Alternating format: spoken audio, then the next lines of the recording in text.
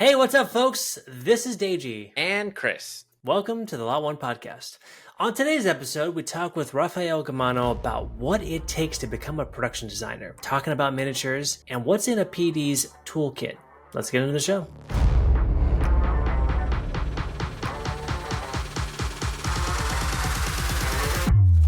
Hey everybody, we are here with Raphaelle Gamanho, who is a production designer, which is pretty cool. I have a lot of questions.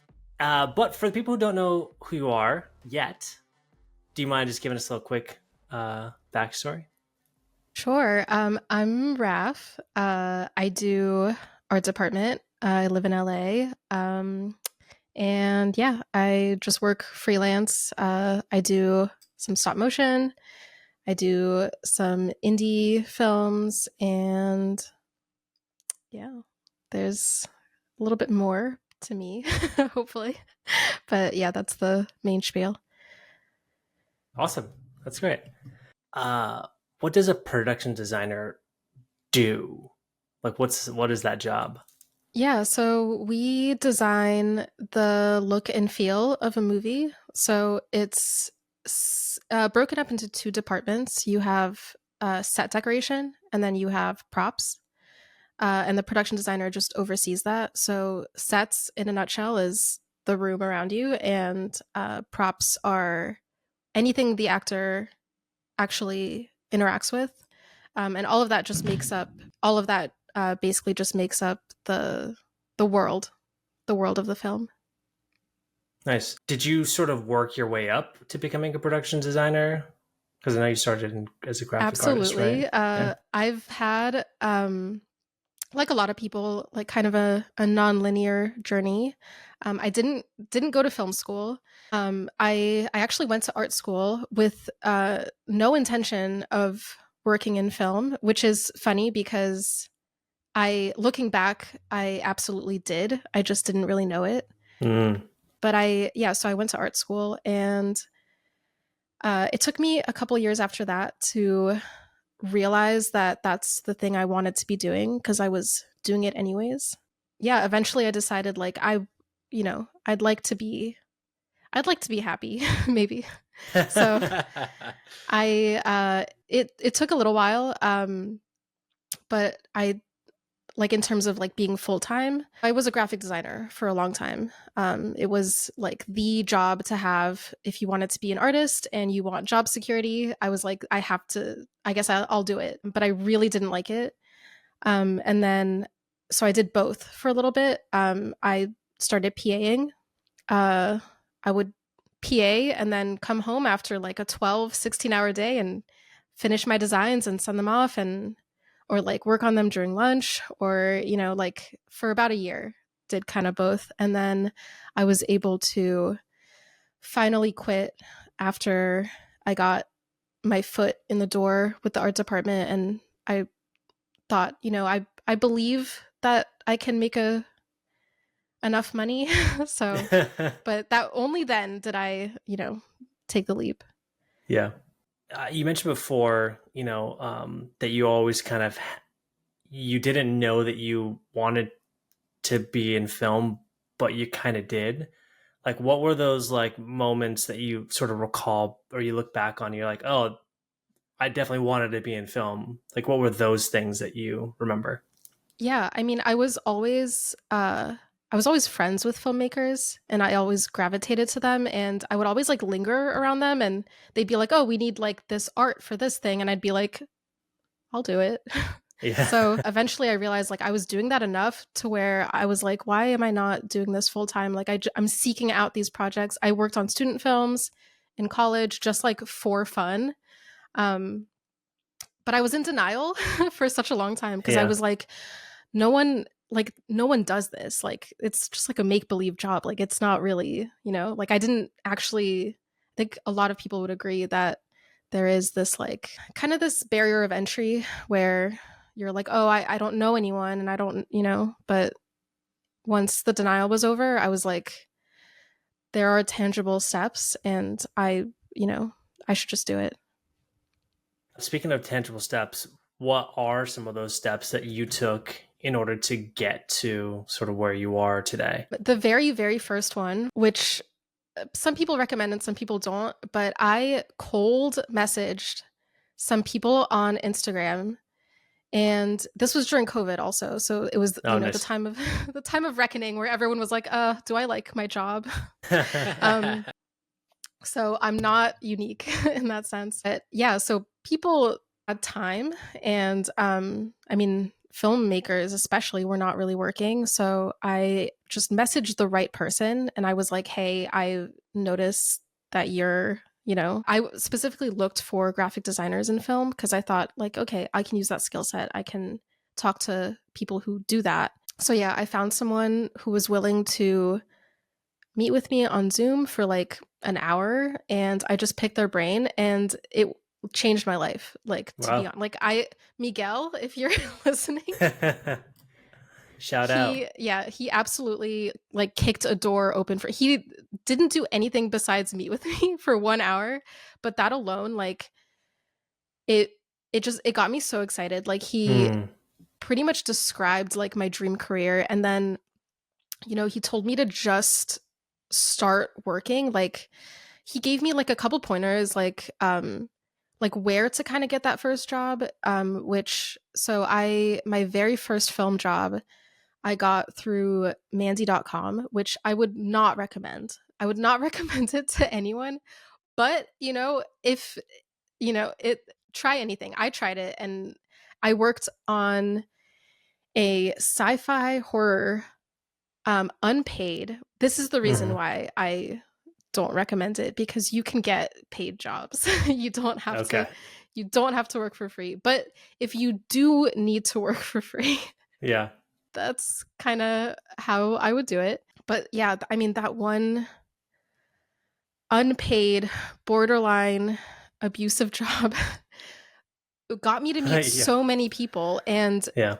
one person from that film who was also there just on a whim ended up hiring me on another film, and then from there I was hired on another and another and another, all paying jobs. So it's meeting people, like the meeting people through a job, and then meeting people just over social media. Like, people are the key, and they're the key throughout, like from the beginning, middle, end. Like, it's the people. Yeah. I totally agree with that. That's a perfect example of not even necessarily networking, but like someone saw how good of a worker you are and decided to stick their neck out to get you onto another job, and how it kind of snowballs. I've talked about that plenty of times with my friends of like, sometimes it just needs to snowball. Like, you just do that one film that then leads to the next one, that then just snowballs into the next one, into the next one. But to like go back to what you were talking about, for the audience sake, I have a question. When it comes to doing jobs, you said you should obviously always go for the pay, and I think that should be the case for everything. But with your case, you had worked on student films in the past and other projects in the past, so you had kind of a portfolio. For those people who would want to get into set dressing or being a production designer or a prop person, do you recommend that starting, like, just get on any set you can, whether it's paid or not, um, build the portfolio so then you can get the paid things, or you just say no, just go straight for those paid jobs? Well, I think a little bit of both. Like, if you can get a paid PA job that requires no experience, and then you from there talk to the art department, that can have obviously the most value for your time. But if you have that spare weekend and there's a student film, I mean, I've every so often, like, people in film have like a rule that's like one for me, one for you kind of a thing. Like, the passion projects will always be there, and sometimes your friend just needs someone, and you're like, I love this. So I'm gonna Yeah. do it for you and for me, and and then, but the next time it's like, maybe I'll do a paid job first. um Yeah. yeah, it's like such a tricky thing, because like, there's not many other jobs in the United States that you are almost expected to work for free in order to get that Mhm. foot in the door. And it's so normalized, which is why I'm like so hesitant to Yeah. like recommend this as like a viable thing, because I hate that. Like I don't love that. That's how a lot of people get their start. Yeah. Mhm. Yeah. And it's hard too because like independent film alone, like had like most people are like, yeah, I got like $1,000 to make this thing and I need to make this thing in order to make bigger things. So it's like, Yeah. how are you gonna spend that $1,000 or whatever? So yeah, it's definitely a double-edged sword for sure. Yeah. What kind of going back to, you were on set, just to kind of go into how you got to being a production designer. You were on set and you kept getting brought onto set. How did you go from being just like a PA, like an art, I'm guessing you turned into an RPA. How did you go from that to being like an art director, and then, you know? Yeah. You sometimes, I'll be honest, there's a little bit of luck too. Like some of the first sets that I worked in the art department, I ended up in it because I was a PA and someone got sick, and they were like, "Oh, Raph loves art and she's been helping out with them. Like, let's promote her." And then I'm like, "Okay, I'm an department person now." That was unexpected. But Yeah. like literally that was what happened. Yeah. But in order to do that, you also have to be there. Like you as a PA have to introduce yourself, and you have to let them know like, hey, if you need help, I'm the PA that you should be asking. And I want Hmm. the art department is what my end goal is. And I feel that way now as someone who has moved up in the ranks. When a PA is especially interested in art, I take notice of that, and I will make sure like, oh, if I have like a little something for them to do and they're not doing anything, I want them to get that experience. That's awesome. We need more people like you in this industry for sure. I agree. It's so there's so much gatekeeping in a lot of these departments where it's like they won't even like, especially looking at PAs. So to hear that's fantastic. Like keep doing that for sure. Yeah. And Yeah, so now sorry, you're saying, go ahead. I was just gonna say, I think a lot of the time you have to PA to know what that feels like, and some people Yeah. skip that step. And I will tell you, it is not a step to skip. Like Yeah. to know, like being like you're the backbone of the Very entire true. production. Like you are in the trenches, and to have been there, I think gives a lot of people perspective on Hmm. truly what it takes to make a film, and every person is very important. Yeah. I definitely agree with that. Getting in as an art person was sort of a little bit of luck. And then how did you get from being a person in the art department to eventually getting into being a production designer? Just working. Like eventually, Okay. well, so there's but not everybody wants to do that. Like there's a difference. Like I'm a designer like to my core. And like I've never wanted to do anything else. Like I went to art school, I was a graphic designer. Like for me it's the visuals are like that's what I know my skill set to be and what I'm good at, what I love. I do a lot of set decoration. Like that's on, you know, on indie films, that's kind of my role. I production design for, um, I do some stop motion content, and then I'll production design short films. But I kind of do it all. I guess Yeah. a lot Right. of art department people are cross trained. Between props and set and etc. I do lean more towards set decoration. So for instance, right now I'm set decorating on an indie action film. Uh, but I work for a production designer.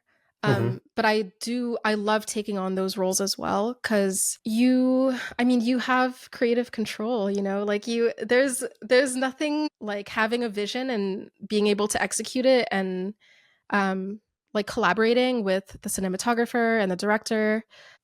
Set decoration does have a little bit of that creative power. Like you definitely have a lot of responsibility. Hmm.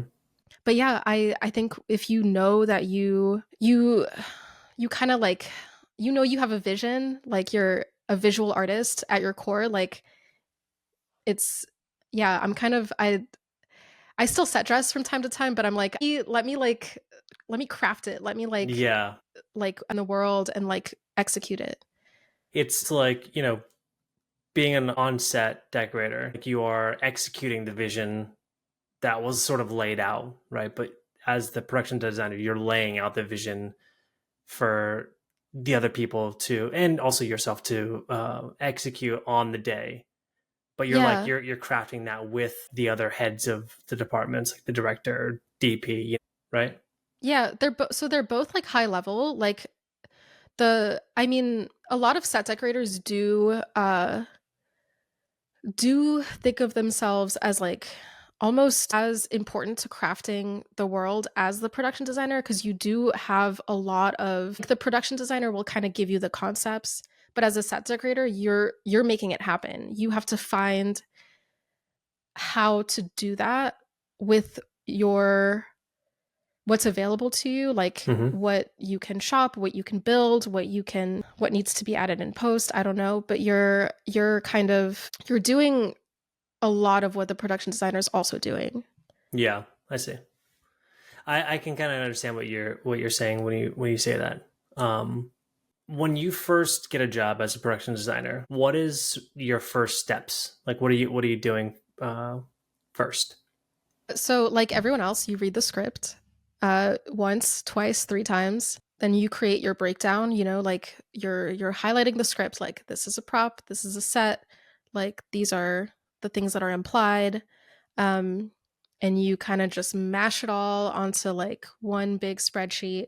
That's step one, is just getting a vision of every single little piece. And it's a lot. And then from there, you just tackle little by little. Like you would delegate to an art director if you are lucky to have one. And then you kind of like game plan together, like what's our budget, how many people can we hire, what type of people can we hire, and then from there they will each kind of prep their own department. So props will prep props, set deck will Mm-hmm. prep the set dressing, um, they'll shop, they'll build, they'll fabricate, and then depending on how much prep time you have, hopefully can prep the whole thing before you start shooting, but oftentimes you don't. You kind of get the first week ready and then you shoot it. And then while the week one is shooting, you kind of work on week two. You're kind of always working ahead a little bit. And then you're also working in the present. And then you're also working backwards because you have to strike everything and return those. And yeah. And then it's over. And then you take a really long nap. For like a week, right? Yeah. If you're lucky, just a week, just Love Island. That's There it. you go. Catch up on all your reality shows. Yeah, your programs. So, what does an art team look like? Can you describe all the roles in the art team? Yeah, so the production designer and the art director, they're like kind of the art department. Like they're like I said, they'll work together for a lot of the logistics, very high level stuff. And then you have your set deck and then props. So props will have props assists. And then set deck will have a little bit more of a team. There's a lead man, there's set dressers, sometimes there's also a separate build team. That way sets are getting built while, they're getting built before we shoot them. And then yeah, I just want to say there's no such thing as an art PA. That is Oh, there isn't? There is not. There is and there isn't. A lot of producers are now, in the last like 5 years, have started trying to pay set dressers PA rates by calling them art PAs. I But see. the like base level arts department person is always just a set dresser, and a PA is a PA. They're part of production. Yeah, it's That's like a interesting. credit thing. Yeah, no, I've seen a lot of productions where there are RPAs like in there. Yeah. So yeah, I have a friend who was an art PA for a long time for Marvel. So Oh no. Yeah. That's interesting. I didn't know that T inside. Ooh. It's I'm very anti art PA. Like if you're brought on to my team as an art PA, you're a set dresser now. Like at the very least we can do is give you the proper credit because that's what you're doing. But yeah. Next they're gonna have like camera PAs. Like I've seen camera PAs too. Oh no. I mean, there's PAs for like every department. There's no sound PAs. I've never seen a sound PA before. Not yet. Yeah, not yet. They're just A2s. The entire set is going to be just PAs and then the producer and the director. Yeah.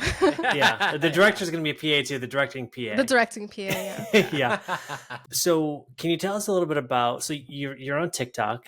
Can you tell us a bit about sort of why you started TikTok and started producing content on there? I feel like the main reason was I didn't see anyone do it. There were like maybe like one or two content creators kind of share like in the art department kind of sharing what they were doing. I knew it would be cool. Like I knew people would love to see because I think it's so cool. Yeah, I honestly just wanted to share, and I also I owe a lot of my start to people kind of sharing inside like secrets. So I kind of wanted to do that for other people. Yeah, I think part of the goal was also like build a community and help like lift other people up. I've had friends like reach out to me like feeling inspired to like legitimately like to quit their jobs, and like I've like helped some of them get jobs through my network. Yeah, just lifting people up, I guess. I don't know. Yeah, that's awesome. I think it's really cool because like there's definitely a like a fog of war around a lot of the departments in film. So I think TikTok has really been a cool thing to be able to like open up certain departments that most people wouldn't know about, or maybe not know they would be interested in, or oh, that's what that person does. Because you see that massive list of credits at the end of a film, but like, do you even understand what half of those credits are? Because they sometimes have really weird names. So yeah, like really Best cool. Boy. Yeah, that was the example I was going to use. Yeah, for sure. It's so silly. It's so goofy. Yeah. Best Boy PA. I've seen that before. Yeah. Best PA. Yeah. The best PA. The best one. The best one. Yeah, the best PA possible. Well, first of all, this next question is for Chris. Did you just say fog of war? Yeah, I couldn't think of another word. Okay, I just wanted to make sure. I know what you mean, though. It's it's a battlefield. It's okay, we're all fighting. Yeah. Yeah, well, no, I actually don't know. We don't need to go into the whole definition. I mean, yeah, you played it off like you knew. Fog of war. I was there. I was like, hey, okay, well, maybe this is the thing. I just don't know. Fog of war can mean a lot of things. A lot. It's the fog of war. You're in battle, and there's always going to be a fog blocking. You're very one track minded. Okay. So it's, there's going to be like things you don't see or don't understand because there's a fog around it because you're so focused on the thing or whatever. I mean, legitimately, one of my favorite quotes is, I don't even know who said it, but something like production design is like painting a painting in a storm. Like which feels true. Like you're trying to dress a room, but yet problems upon problems arise. And then, you're in a storm together. The gaffer's in the way and you can't see what you're doing. Or you're like, you're kind of like, it's a dance and I'll stop rambling. No, I think that's absolutely true. Yeah. I think a lot of times, especially like there's like a rhythm to set, right? Like, well, first off, before anybody gets there, our department's usually there feverishly trying to get the set together before anybody else gets there.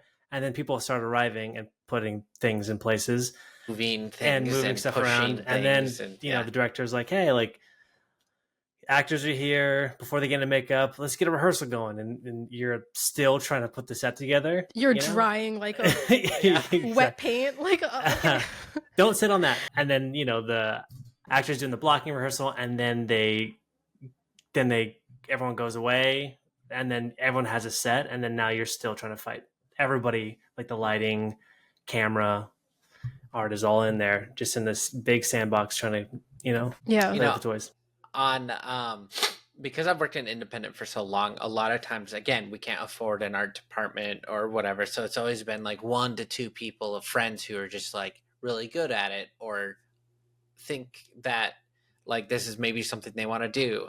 And it wasn't until about halfway through our web series 4 years ago where I discovered how much I will always budget a art director or a PD production designer, because my gosh, it was like eye-opening and lightening, so much stress off my shoulders as a producer. Like, it was very like, I will never ever ever underappreciate a PD ever ever ever ever.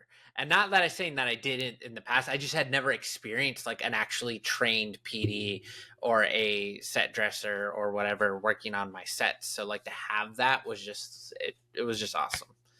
Yeah, the way I think about it, because it's hard for me to kind of like understand why you wouldn't have one, I guess. But how I like wrap my head around it is like, when you're watching something, you don't think about it at all. You don't think about what's in like the background, because you shouldn't. Like, if people always say like, if you are focusing on the background, the rest of the film has gone wrong.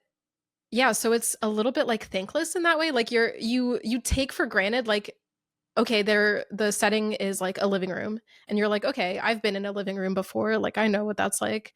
But dressing to camera is an art form that is like, you need to, well, you have to think of like so many things. You have to think about the characters, you have to think about the action, you have to think about like what the vibe of the story is, and also like what looks good on camera. Like, you have to work with the cinematographer. Like, do they want to shoot through like foreground elements to make the shot, just little things like that make the shot more interesting, dynamic. Like, you're cheating a lot of things. And then you're also like, you're doing everything from like cleaning to like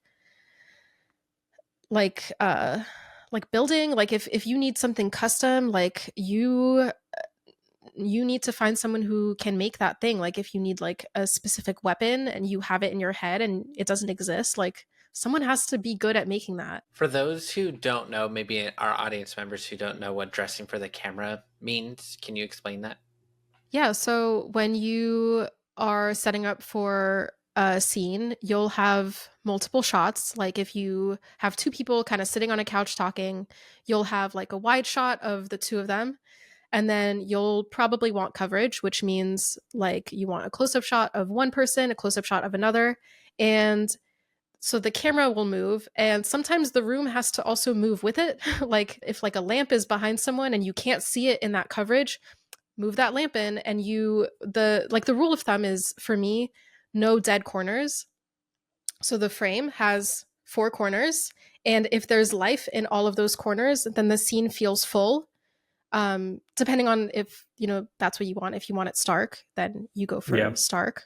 But it's you're not dressing the room so that the room looks pretty. You're dressing the room so that the frame of the whatever the camera is capturing looks the most effective for what you're trying to accomplish with the story.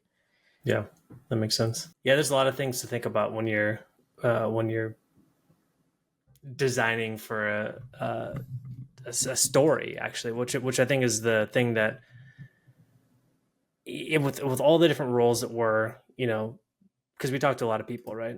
For every single role, like, we're all sort of serving the story, and we're trying to tell the story through different departments.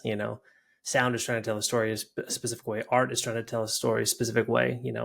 Camera, everyone. So like, always focusing on story, I think is like that key element, right? Where like the frame has got to is you got to dress you got to dress it for the actual scene and like what's happening in the story. Like you said, like the starkness or it being full of life.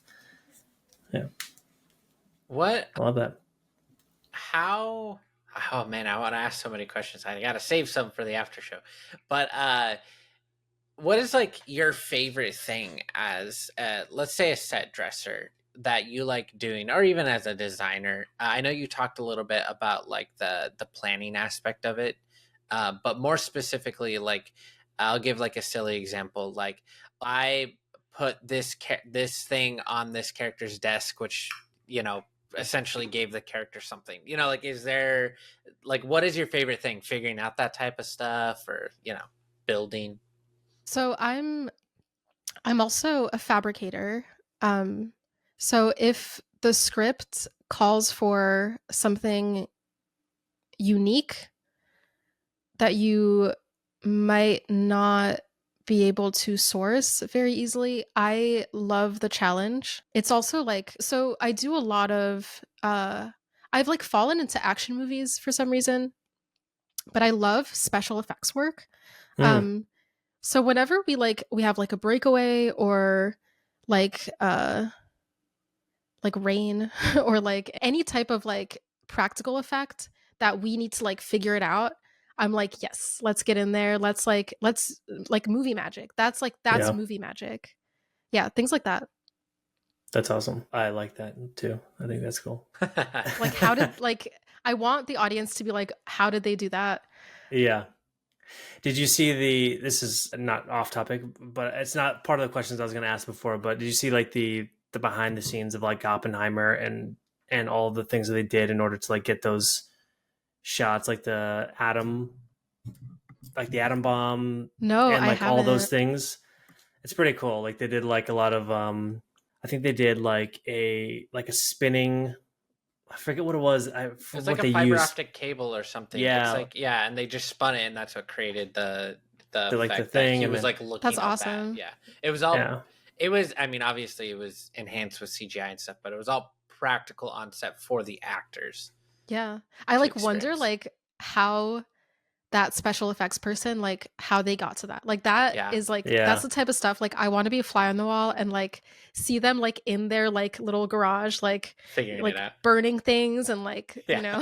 like Yeah. trying to figure out like how like pulling like cables, wires, and like I want to like a know what mad the scientist. first iteration of it was, or of Yeah. the bomb, or whatever Yeah. the views, because like I've seen people on YouTube do like breakdowns of it, and it's like my silly brain would be like, yeah, we're gonna blow something up, and it'd be like, let's shoot it slow motion. They might It's have, like, I know. like Yeah. they might have tried that. Yeah, Right. sure. And then it didn't, and they're like, this is not work. not gonna work.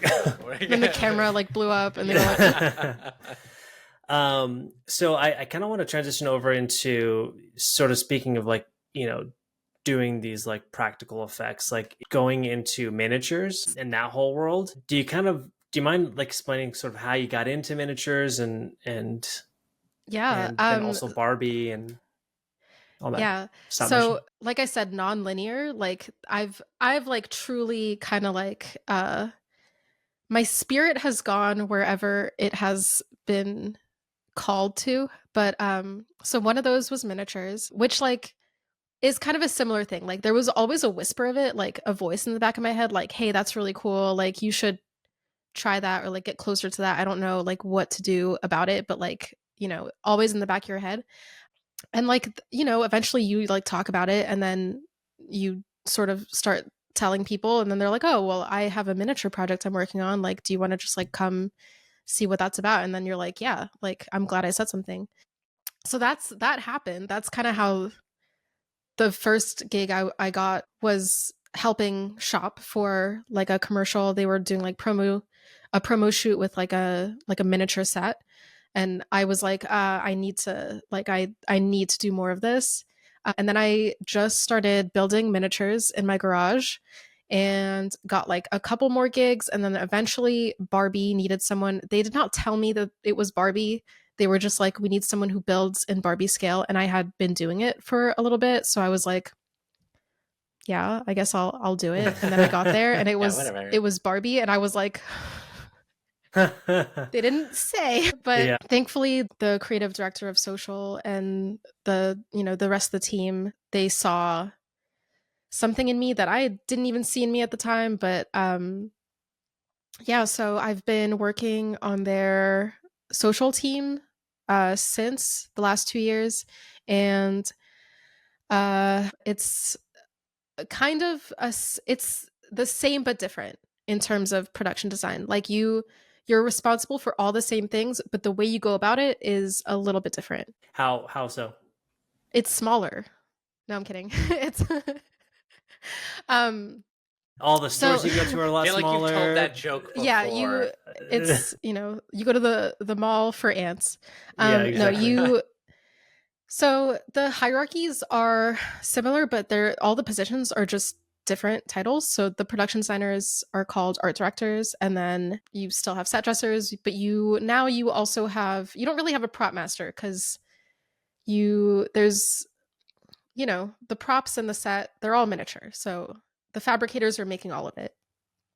You have puppet fabricators. You have, yeah. What else? Instead of like shopping, you're kind of making. You're building everything because yeah. I mean, for human size sets, you go to a prop house. They have like you know hundreds and hundreds of lamps to choose from. Hmm. With miniatures, if you want a lamp, you have to. If it's a specific lamp, you have to make it. Yeah.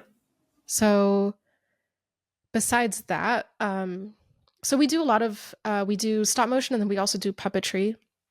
So live action puppetry is pretty similar to working with actors. You have like instead of like a human-sized actor, you have a human-sized puppeteer and a miniature puppet, but you still have to account for them, and like you work together with them to make sure that what, you know, the action and what the doll can do, and how can props and the set kind of help facilitate that. Do we need like a piece of furniture to hide someone's body or arm, Yeah.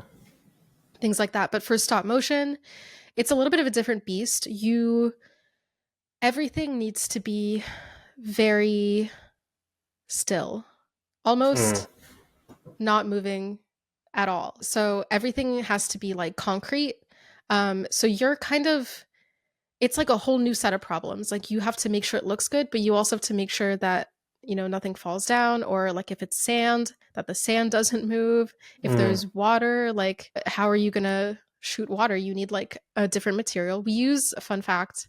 We use oftentimes like aloe or lube or other materials, like there's like museum gel, like that stuff that you put under like vases. It like is Oh, clear, and it kind of like you can kind of move it like water. interesting. Interesting. Little things like that yeah, when I read the scripts for that, I'm like, okay, yeah, this all makes sense, but now how do we make this concrete? A sentence. How Yeah. do we make this concrete? I But in small form. And also small, which is right. it's like I didn't think art department was hard enough, so I was like, you know what, let's add those two other limitations. Yeah. I get so frustrated when I'm trying to like fix or build something small. Like I've done, because I started in theater, so I've done miniature sets, designing them, part of projects and stuff like that. And I remember I was building this one, and there was a point where I got so frustrated that it wasn't like sticking, that I just like it raged, and then I was like, I can't do this. So I could never have the patience to like do the stop motion like you do, I'm sure, where it's like I would just get so mad because my big hands somehow would just like I would just get too angry. I already know it. I still rage,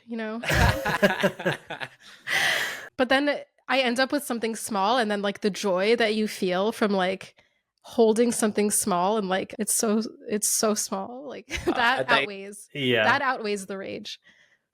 I was watching a lot of your videos, and it's interesting to watch, like obviously to watch you work, and which is why you made the videos in the first place, because it was interesting. But like all the details that you kind of put in, like when you're making the strawberries, I think, and like and just all the things you have to think about. I remember you had to like cut off the hair of the horse in order to like make sure that it was concrete, that it didn't move at all. Are there any other things that you, I guess, in going into stop motion, were there things that you didn't realize that you had to do that like are a bigger part of your job? I mean, the big thing is like, yeah, those kinds of like solutions that you're like you have to have a very high standard for your work in stop motion. Like making miniatures is very unforgiving. The camera can see everything. So you you have to be ready to provide a level of perfection for Barbie, at least. Yeah, Specifically. yeah. There are some really beautiful stop motion uh just stop motion media that is very handcrafted and like, you know, like that can be like a character in itself, like the handcrafted nature of the art. um but not for Barbara.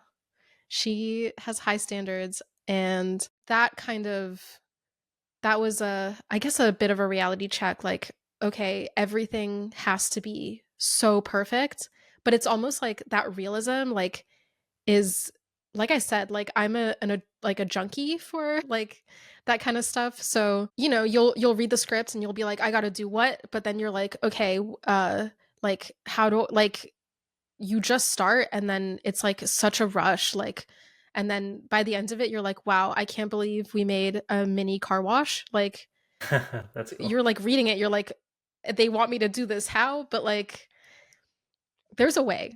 There's always a way. And it's like you're just on top of the world when you like it all goes right. You're like, bring it on.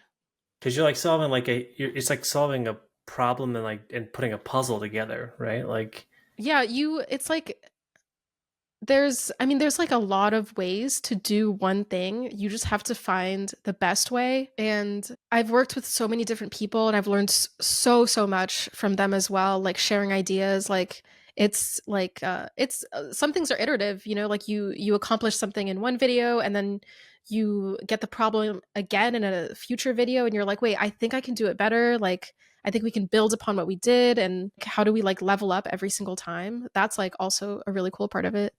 yeah, that's really cool, actually. Man, yeah, there's a lot of cool stuff in there. I do kind of want to. I know we're getting closer to the end, but I have a question about just when you're starting out, right, in the art department. Is there do you have like a go-to, like that a new person in the art department can just start out with? You mean like a kind of like an onset kit, or like the Yeah. essentials? Yeah. Yeah, essentials kit. Let's see. Tape. We all need Every it. department. Every department needs tape. Ours are more like green and brown than like, you know, Okay. the regular gaff tape, but like glue. Elmer's? No. Okay, here we go. Oh no. Hey, you got to put us on game because, you know. So super glue is like so helpful. Things break, you know, things need to be attached. I mean, I have to have like at least like 20 different glues in my kit. Ones that are removable as well are kind of like the trick is like sometimes you need to do things temporarily, and then sometimes you need things to stay forever, and everything in between. Paint paint is very, there are all kinds of paint. I think every art department person has like a spray paint kit, cleaning kit. You would be surprised how often people just assume the art department is also the cleaning department. Sometimes I refuse to do it, but because that is technically on production. But you know, I mean, props spill all the time. Basic power tools. That's and a knowledge of said basic power tools. Don't just Drill, get the impact power tools. driver. Don't just learn how to read the manual. Know the safety features. Sharp blade, measuring tape. You need a measuring tape at every turn. Yeah, I said a blade. Yeah, Scissors. good blade. sharpened blade away from the body. the amount Good. of Yes. the amount of Yeah. people who have to get stitches. Oh yeah. Yeah, a Okay. laptop, That's good too. Scissors? yeah, Question mark. printer, scissors, good blades. Yeah, for miniatures, Q-tips Oh, Hmm. interesting. and toothpicks, Toothpicks. Okay, That makes yeah. sense, I guess. things Yeah. like that. Yeah. That's cool. So we've got enough time for Chris has a question, but before he gets to the Here question, it is. No. before we get to the question, we have an audience question. How does one break into the trade? And he's talking about miniatures. Mm. And how can someone go from at home to on set? I was going to answer it one way and then you said the second part, but I'll still say my first part. So I think for me, what kind of made the difference between me kind of thinking about it and kind of watching from afar to like actually being in there was building it like just for myself, like that confidence of like building something and being proud of it and like knowing that, well, one, that I liked it, and then two, that I could do it and I was good at it. That confidence made the difference. Because I knew whatever job I took, I would be able to do it, which is how I landed at Barbie. I would never have, with the experience that I got on the sets that I got, I don't know that I would have had the confidence making something for myself and getting that confidence that, like you always go for jobs that you don't know if you're qualified for, but you have to know, like you have to know deep down that you can do it. But then in terms of like tangible steps, like what you can do, if you can get your work out there, like like putting it on TikTok or I mean, I would recommend TikTok over a lot of social media, but YouTube is also a good platform to do it. Like just getting it out there, like people have gotten pretty large followings from the algorithms in your favor like a little bit. If you are passionate about what you do and you share it, the right people will kind of, they'll kind of propel you forward. And then yeah, just it's a lot of it is like this full circle back. It is a little bit who you know, but it's less so in the sense of like, oh, my dad knows someone, blah blah blah. Like it's more so like you build community in Mm-hmm. your own way, and if it's social media, like that can work for you. If it's like reaching out to someone, like random, and they give you the time of day, or you just start PAing. You reach out to a studio and you say, hey, like I really really want a PA, like here's my resume, like if you ever have any work, like I don't know, like you have to be persistent a little bit. You have to like eventually the right opportunity will come along, and hopefully you are confident enough to just take it. Nice. That's awesome. Chris? All right. Here we are. The question that we've all been waiting for. What is pie? I'm just playing. I was trying to think of something funny, but I don't know why that's the only thing. If you Point had, one for it. No, I'm just kidding. Yeah. If you had one piece of advice to give someone who's trying to enter the art department or become I almost said a PA, a PD, or art director, what would that one piece of advice be? One piece of advice, and one piece of advice only. I mean, I guess like I probably have a better one than this, but like this one's also like really important. Like having a thick skin. Like you are going to hear a lot of stuff from a lot of different departments. You're gonna feel a little like the film is a group project and you're the one staying up past midnight, and you're like, you're almost like you're what is it? First one's in, last one's out. You have that up against you. And then also everyone's kind of like not recognizing that. Like you don't go into art department for the recognition. Like if you want recognition, that's not, you're probably not going to get it, but you do it because you love it. And as long as you can tune that out, eventually, like every set I've ever worked on, they all work the same way. The beginning of the production, people kind of like treat art department like we're kind of in the way and we're, like, why are we here? They like, they get to a set, it's all dressed and they're like, oh, well, they didn't do anything because we didn't see them do anything. But then, eventually by the end of the production, they worship the ground that you walk on. And they will see like how much work you put in, and the crew will recognize it, and there's a shift. And as long as you can stick out that beginning where you're treated like, then you'll be fine. Yeah. Interesting. I like that. I like that. In my honest opinion. Yeah. That's great. That's perfect. That's really that. I don't think we've ever had that piece of advice, but I can concur with that. It really, it's how it be a little bit. Like it's just unfortunately, but it is worth it. Like you might not get, like you will eventually you'll get that recognition. When you work that hard, like people do notice, and you're celebrated. Yeah, that's awesome. So we are out of time, but before we go, where can people find you if they want to learn more about you? I'm on TikTok. That's where I'm most active. And it's just my full name, just Raphaelle Gamanho, no underscore. Do you mind spelling that just for the people at home who are not? I feel like I'm in every situation where people ask me for my name ever. Me too. That's at RAPHAELLE EELL. Don't forget it.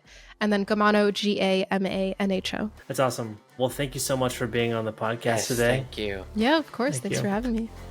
Bye. See ya. Thanks for tuning in, folks. If you enjoyed this episode, subscribe to Apple Podcasts, Spotify, or wherever you listen to your podcast, even if it's a potato or something. And leave a review and share it with your spud lovers. It really helps others find us. Big shout out to our producer, Amina Vazarian. Thank you so much. You are a treasure. Connect with us on Instagram and TikTok at the Lot1 Podcast for behind-the-scenes content and updates. We're now accepting listener mail. So if you got any questions for our guests that are burning a hole in your mind, drop us a line. Also, if you're interested in finding out more about Lot1 Productions and all we've got going on, check us out at lot1productions.com. That is LOT1productions.com. Until next time, keep those creative fires burning, dream big, and remember, the filmmaking journey is a ride worth taking. See you next week.